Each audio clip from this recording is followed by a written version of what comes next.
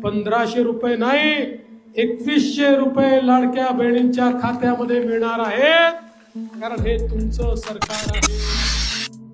लाडकी बहीण योजनेसंदर्भात अखेर दिलासा देणारी अपडेट समोर येत आहे। लवकरच 2100 रुपयांचा हप्ता वितरित होत आहे। आता लाडक्या बहिणींसाठी महत्त्वाची अपडेट जी काय आहे ती सविस्तर आपण पाहणार आहोत। त्याकरिता व्हिडिओ शेवटपर्यंत बघा। चॅनलवरती नवीन असाल तर सबस्क्राईब करून शेजारील नोटिफिकेशन बेलला ऑलवरती टाका।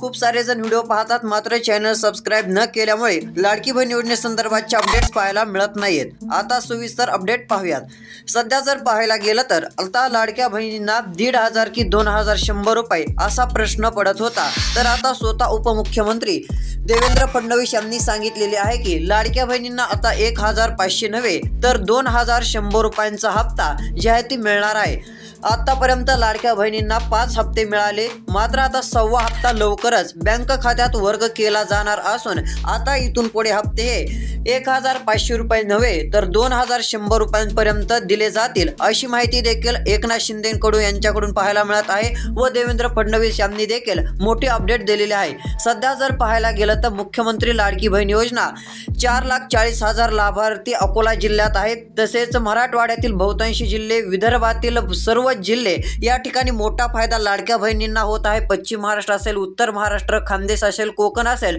म्हणजे पूर्ण महाराष्ट्रामध्ये लाडक्या बहिणींना आता दिलासा मिळणार असून 2,100 रुपयांच्या हप्त्याचे वाटप त्वरित केले जाईल असं एकनाथ शिंदे यांनी सांगितलेलं आहे। व त्यातली त्यात आता जो कोणी आता मुख्यमंत्री पदाची शपथ घेईल, मुख्यमंत्री आता राज्याचा नवीन झाल्यानंतर लवकरच लाडक्या बहिणींना खुशखबर मिळेल, कारण की अजूनही मुख्यमंत्री पदासाठी चेहरा निवडण्यात आलेला नाहीये। तुम्हाला काय वाटते मुख्यमंत्री कोण होणार ते देखील कमेंट करून नक्की कळवा। सध्या स्थितीला तुमच्या खात्यामध्ये किती रुपयांपर्यंत रक्कम आलेली आहे ते देखील कमेंट करून कळवू शकता।